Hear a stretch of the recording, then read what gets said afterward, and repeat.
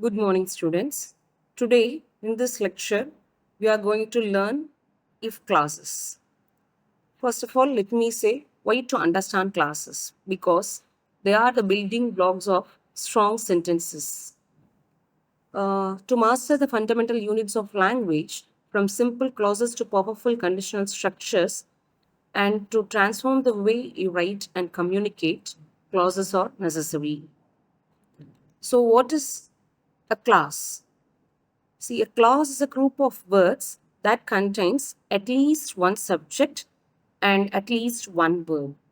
The two essential ingredients for expressing a thought, action, or state of being. So, without both these elements, a group of words remains a phrase and not a class. So, every complete sentence needs at least one class. Many powerful sentences contain multiple classes working together, giving your writing rhythm, depth, and precision.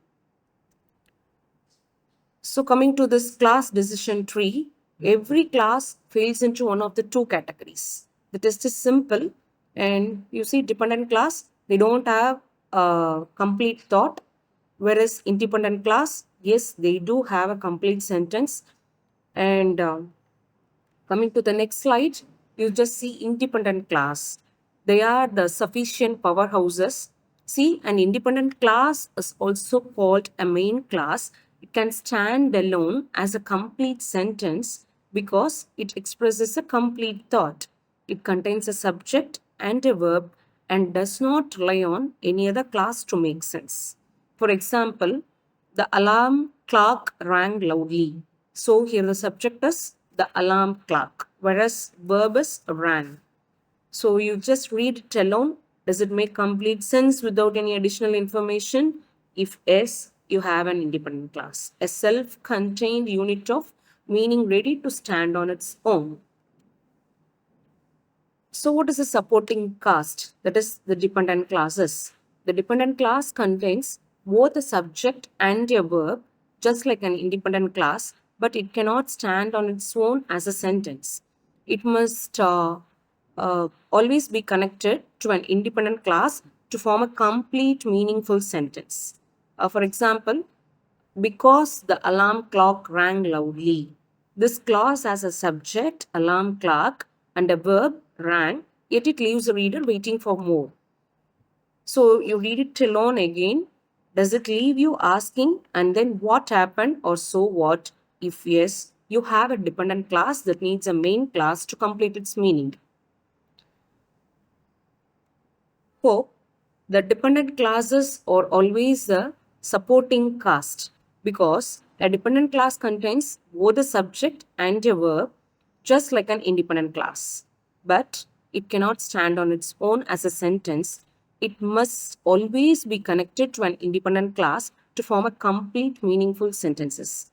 For example, because the alarm clock rang loudly, this clause has a subject, alarm clock, and a verb, rang, yet it leaves the reader waiting for more. Whereas, read it alone, does it leave you asking, and then what happened, or so what? If yes, you have a dependent class that needs a main class to complete its meaning. Whereas, look at the complete sentence, because the alarm clock rang loudly, she woke up immediately. The dependent class now connects to an independent class, forming a full thought. So, what is the secret of dependent clauses? Dependent markers. Dependent clauses are easy to recognize because they begin with a subordinating conjunction or a relative pronoun. Words that signal a relationship between the dependent clause and the main clause it joins. Leaving these markers is the fastest way to identify the dependent clauses in any sentence. For example, as we see in the previous slide, see for to exhibit time, we use the words after, before, when, whenever, while, until, as soon as, and so on with conditions, reasons, and contrasts. So whenever you spot one of these words at the start of a class, you can be confident that a dependent class follows and that it needs a man cause partner to form a complete sentence. So if clauses, there are four powerful patterns, And if class is the condition setting part of a conditional sentence, it begins with if and is followed by a result clause that tells what happens when the condition is met. English has four conditional types, each expressing a different degree of reality, likelihood, or time frame. So the first one is a zero conditional. It tells the universal truths and facts. Second one, first conditional, it brings out the real future possibilities, whereas the second conditional, it is hypothetical present or future. And the fourth one, it is third conditional, that is unreal past situations. So we'll come to this zero conditional, that is universal truths. The zero conditional is used to express universal truths, scientific facts, and situations that always happen under specific conditions. Both the classes use the present tense because these are timeless, repeatable realities. The structure would be if plus present simple tense. That would bring the output of present simple tense. The result always follows the condition without exception. For example, if water reaches 100 degrees Celsius, it boils. If you freeze water, it turns to ice. If the sun sets, it gets dark. If plants don't get sunlight, they die. Hope you understand.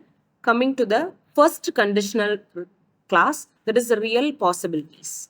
The first conditional is used for realistic, achievable future situations, things that are likely or possible to happen. That is, the condition is real and the result is a genuine prediction or expectation about the future. For example, if you study hard, you will pass the exam. If it rains tomorrow, we will postpone the picnic. If you exercise regularly, you will feel healthier. So the structure here is if plus present simple. The output should be will plus base form of the verb. So coming to the third one, it is hypothetical world. That is the second and third conditionals. Unreal or unregretted situations in the past. The pattern would be if plus had plus past participle. Probably you would have